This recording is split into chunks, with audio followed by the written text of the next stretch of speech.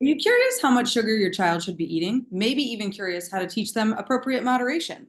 Maybe not sure what to do in any of this in general. Well, in this video, I'm going to go over my top 3 things that I teach around teaching children about sugar. My name is Leslie Urbis. I'm a registered dietitian and a personal trainer, and I am here with a friend of mine to chat about this conversation. So, Corey, tell me a little bit more about your question.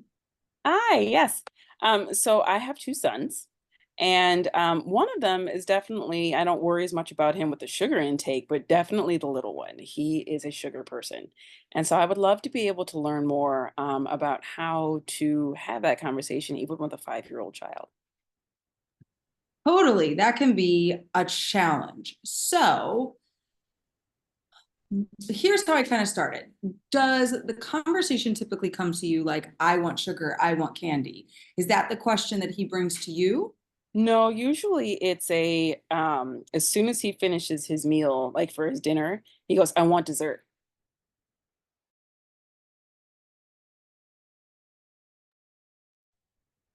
Yeah, totally. So he wants dessert right after that. I totally grab that.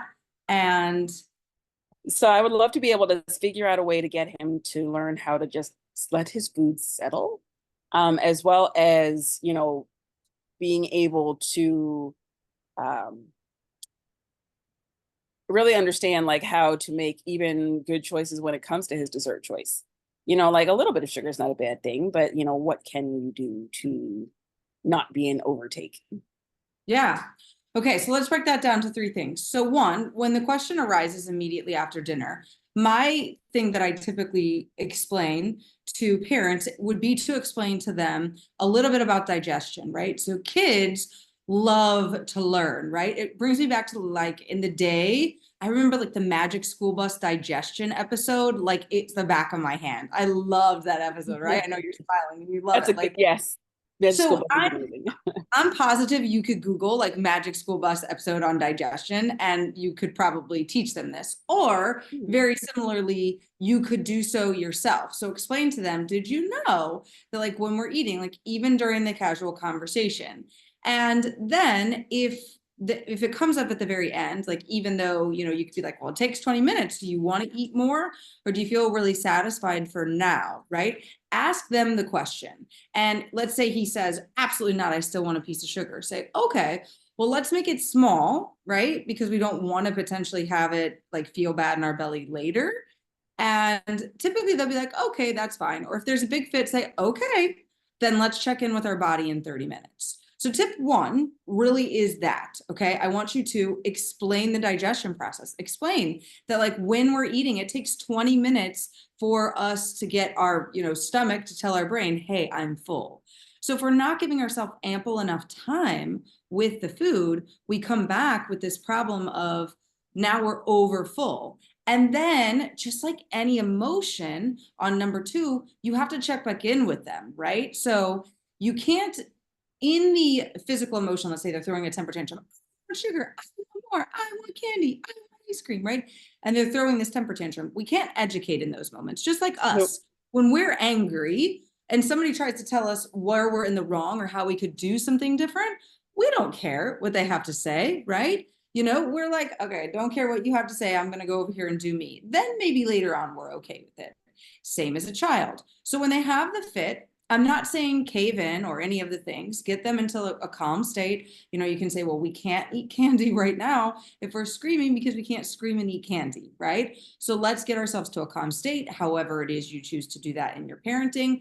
And then you choose from there. You choose from there. Like, let's have a snack that we both agree on at this moment. Okay. Then set an alarm 20 minutes, 40 minutes, 60 minutes. Ask, how do you feel? How does your body feel? How does your head feel? Right? How does your stomach feel? Asking them questions along the way. Okay. There was a dietitian who actually owned a candy store. And I remember reading this in a book that she owned a candy store and her kids could not stop eating candy. So what she did was, I don't care, eat as much candy as you ever want. Within 28 days after they had consumed as much candy as they possibly wanted, They didn't care as much about candy. However, she noticed that for the rest of all of their friends' lives, they would come over, they'd be allowed to eat as much candy from the store as well. They would overindulge. They'd eat way more. They would feel very bad, but her children never did it. Took them 28 days of being able to eat every single thing that they wanted when they wanted to make a different decision. Now, some parents don't want to do that, right? They don't want to experiment with that. So my lesson there is that it's like the button on the wall. If you tell your kid, absolutely not, we don't eat dessert right after, it's the button on the wall. I'm going to push those buttons and I'm going to ask for that candy every single time. So if we could come to a mutual agreement of, this is a small enough thing for us to consume now, and then we can come back later and eat dessert, that's great. Okay.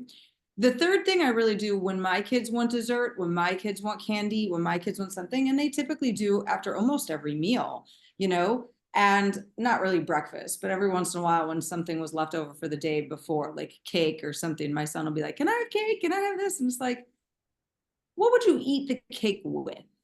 What would you eat the cotton candy with? What would you eat this sugary snack with? And maybe not even say sugary. What would you eat this snack with? I don't know. Really question it. And that's when I get into teaching. While this food is really a lot of carbohydrate. Carbohydrate is sugar. And that's immediate energy that gives us energy to go, go, go. And knowing that we only have about an hour, hour and a half left, do we really want that much energy? Do we want to go, go, go? Or do we want to wind down from our day? Well, then we have protein and then we have fat, right? And so I go into the other things. Like my kids could tell you what a protein, carbohydrate, and fat is. Sometimes they get a little confused, but I teach them this is a protein, this is a carb, this is a fat, and this is how we use them. And it's best when they're all brought together in a meal because that's teaching them nutrition. They will remember that without shame or guilt. So yes, sure, you can have a little bit of the cotton candy, but what else will help us nourish our bodies to feel good, right? That will also help them to avoid the sugar crash. It'll help them to avoid, people call it the sugar high, but actually research shows that if you give a kid too much sugar and you put them in a room with no stimulation, they go to sleep. Even if it's just toys, you could put a kid in a room full of toys by themselves and they will go to sleep after eating too much sugar versus if they're, at a birthday party, right? So that's one of the big key things is that we don't want to make the sugar bad or the desire to have the sweet good. Sweets come with so much love, right? Like birthday cake, that's awesome. Christmas cookies, that's awesome, right? We have all of these delicious desserts and things that we bring in for these holidays. And why, as a kid, would we not want them every day when we think every day is a celebration? Today's a celebration because I got to go in the pool 3 times. I got to do a night swim because mom let me watch my favorite TV show or something, They're always celebrating. So honoring the celebration, but in a way that's not every day we're going to binge on something, right? It's eating it in an appropriate level by education instead of through shame or guilt. Make sense? Definitely. Yeah. Other questions? No, that was really good. Okay, good. Can you give me what is constitutes? I understand carbohydrate. I understand protein. Fats are sometimes harder because when you think about fat, you think about I don't know, like I said, a whole bunch of, to me, it almost conjures a whole bunch of candy, which I know is different, which is why I say to you, I wonder if people get a little confused as to, a little confused as to what's actually what. So I actually would not mind hearing the differentiation. Sure, of course. So carbohydrates, proteins, and fats, I'm going to break them down based on what you would think of, like you could think of the food guide pyramid, you could think of the food plate. I'm going to break them down in terms of that just for this and then go into further detail. So when we think of a carbohydrate, technically based on like an American Diabetes Association, a carbohydrate is any source of carb, like any source of grain. So that could be bread, it could be pasta, it could be rice, it could be quinoa, couscous, so many of those like grainy type stuff, right? When you walk down the grocery store aisle, right, with pasta, that's typically a whole aisle full of grains, okay? Now, occasionally you might see beans down that aisle as well. Beans is a mixture food, so we'll get to that, okay? So grains being the biggest source of carbohydrates and the ones that we're most scared of, like don't eat bread, don't eat rice, don't eat pasta, okay, it has to be brown, right? So that's a big part of our carbohydrates. The second part of our carbohydrates is fruit. Okay, so any type of fruit that we were to eat, it can be fruit, it can be fruit juice, it doesn't matter. They both constitute the same thing. The next thing would be the milk group, which really breaks up. So when you think of plain yogurt without protein and regular cow's milk, those are technically a carbohydrate. Okay. Now they do have other things in them, but they would constitute a carbohydrate when you're looking at it on an American Diabetic Association kind of page. They will all affect blood sugar. They will all raise our blood sugar. They will all give us sugar of some sort. Okay. When you think of protein, most people think of meat, right? So I'm going to think of my meat as that, or fish, right? Greek yogurt is technically a plain Greek yogurt is technically a protein. When you throw fruit into it, you've now mixed. I have a carb and a protein. So I have a mixed food, which we'll go over, like the beans. Okay. So beans are also considered protein. Let's say you're vegetarian, they're considered protein, but they're a combination food, right? They have carbs, they have protein. So we'll come back to those. Other things that are typically considered to be protein would be cheese. Depending on the cheese, sometimes there's more fat than protein, but typically there's enough protein in the cheese to constitute it as a protein. So we lump those there. Trying to think, I feel like there's a different protein that I'm forgetting right now. And then of course you throw in some combination foods like tofu. Yeah, tofu goes there, right? Tempeh goes there. Those kinds of foods go there. And then now you have things like protein shakes, protein supplements. Obviously, we know those go there. But then you can get even into something like Banza, Banza. They have products that are made from chickpeas, and they actually have a very high amount of protein to carb ratio. So they would be lumped down here in my, protein carb food, as well as Fairlife milk. Fairlife milk is another type of milk that has both of those. I will place 2 links below this video for both of those if you're interested in looking at the products. So far, I haven't met Fairlife in the refrigerator right now. So yeah. Good. Yeah. Either both of those, I absolutely love both of those products. Then when it comes to fats are typically nuts. They're typically seeds, which most people think are protein, and they're really just not. They're there. Any kind of oil itself goes into that category. Avocado would go into that category. Olives would go into that category. And butter would go into that category. Margarine would go into that category. That's your typical fats arena. Okay. Now we're typically eating in a combination at all times, right? So as I was talking to you about this group that I kind of like, it's like the best of both worlds. My kids eats beans, great. They've got carbs, they've got protein, they've got nutrients. Okay. If my kids pick up Banza pasta, that's great. They got carbs, they got proteins, they've got plenty of nutrients. Made from chickpeas, right? Fairlife milk, very similar. They got a little bit of carbs, they got protein, they got nutrients. Perfect. Okay. Same with Greek yogurt, carbs, protein, and some nutrients. Okay. So the key there is most of the time when you're breaking things down, if you were to look at the label of a food label, you would see total carbohydrates. For every 15 grams of carbohydrates, that's technically considered 1 serving of carbs based on a diabetic recommendation. If you're looking at protein, every 7 grams of protein constitutes 1 serving of protein for anyone. And if you're looking at fat, 5 grams of fat constitutes 1 serving of fat for anyone. Okay. So most of our food is combination. Chips are a combination of carbs and fat, maybe 1 gram of protein doesn't count. Okay. All those foods I was telling you there are really equal in protein and carbs. And then you get into, if you have regular Greek yogurt that's not fat-free, you technically have a food that meets all needs. It's going to have enough fat, it's going to have enough protein, and it's going to have enough carb, right? But most people that want multiple foods choose, I'm choosing just a carb, just a protein, just a fat, which is what we think of when people are like, oh, I'm on a diet, so I'm going to eat broccoli, I'm going to eat brown rice, I'm going to eat chicken. And then somewhere in there, they throw their fats in for the day. Okay, make sense? Mm-hmm. Yeah.